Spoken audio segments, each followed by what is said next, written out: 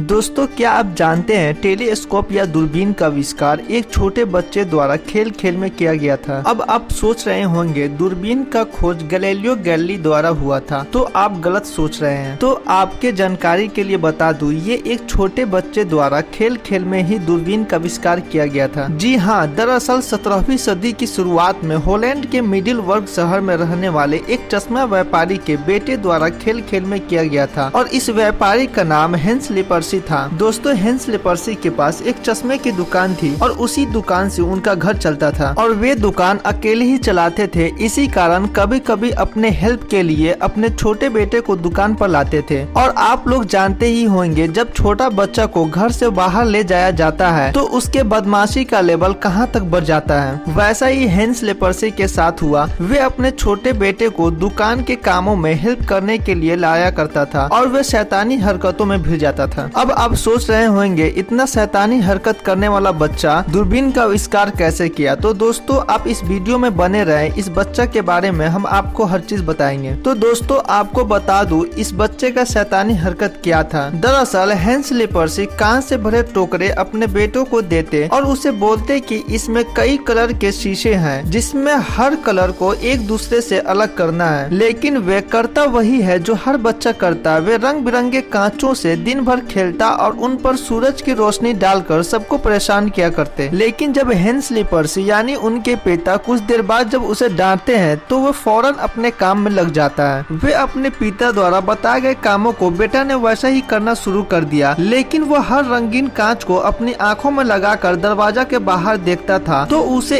एक ही चीज हर कलर में दिखता था, जैसे कभी लाल, कभी पीला, कभी काला। लेकिन ऐसे ही खेलते खेलते एक बार सभी चश्मे के टुकड़ों को एक साथ मिलाकर देखना शुरू किया। तभी वे डर गया। उसने देखा कि सामने एक गिरजाघर का मीनार है, लेकिन वे एकदम से पास आ गया है। उसे लगा कोई भ्रम है। तब उसने फिर से देखना शुरू किया, तब भी उसे दूर की मीनार पास दिखी। जब दोबारा करने पर भी उसे सेम दिखा, तब बच्चा ने डर गया। सोचा कहीं कोई जादू वाला कांच तो नहीं। तब बच्चे ने अपने पिता को बुलाया और आपस में जोड़े गए कांच को आंखों पर लगाने को कहा। जब हेंस लिपर्सी ने वैसा ही किया तो उसने इस दृश्य को देखकर हैरान रह गया, क्योंकि जिस वस्तु को वो देख रहा है वो वस्तु 3 गुना अधिक उसके पास आ गई थी। वो मीनार एकदम उसके सामने खड़ी दिख रही थी। हेंस लिपर्सी खुशी से झूम उठा और बेटे को गोद में लेकर नाचने लगा। लेकिन उसका बेटा अभी तक परेशान था कि हुआ क्या। तब उसके पिता ने बताया कि बेटा, तुमने अनजाने में एक आविष्कार कर दिया। तुमने दूर की वस्तु को पास से देखने का तरकीब खोज ली। लिपर्सी ने उसी टाइम सोचने लगा, इसे लैब में अच्छा से बनाकर पूरे दुनिया में नाम कमाना है। 25 सितंबर 1608 को लिपर्सी ने दूरबीन का पेटेंट अपने नाम करवाया। इसी दौरान गैलीलियो को इस दूरबीन के बारे में खबर सुनी कि किसी भी वस्तु को 3 गुना देख सकती है और गैलीलियो को ऐसा ही यंत्र की जरूरत थी, क्योंकि गैलीलियो जमीन से दूर दराज के खगोलीय पिंड को देखना चाहता था और उसके गति का अध्ययन करना चाहता है। लेकिन उसके पास इतना पैसा नहीं था कि वह इस यंत्र को मंगवा सके। तब उसने ठान ली कि वह भी अब दूरबीन खुद बनाएगा। तब उसने एक चश्मे की दुकान से ढेर सारा चश्मा लाया और उससे भी ताकतवर दूरबीन बना डाला, जो हॉलैंड में बना था। दोस्तों, ऐसे ही नॉलेजेबल जानकारी के लिए हमारे YouTube चैनल को सब्सक्राइब कर दे और साथ साथ बेल आइकन को भी दबा दे।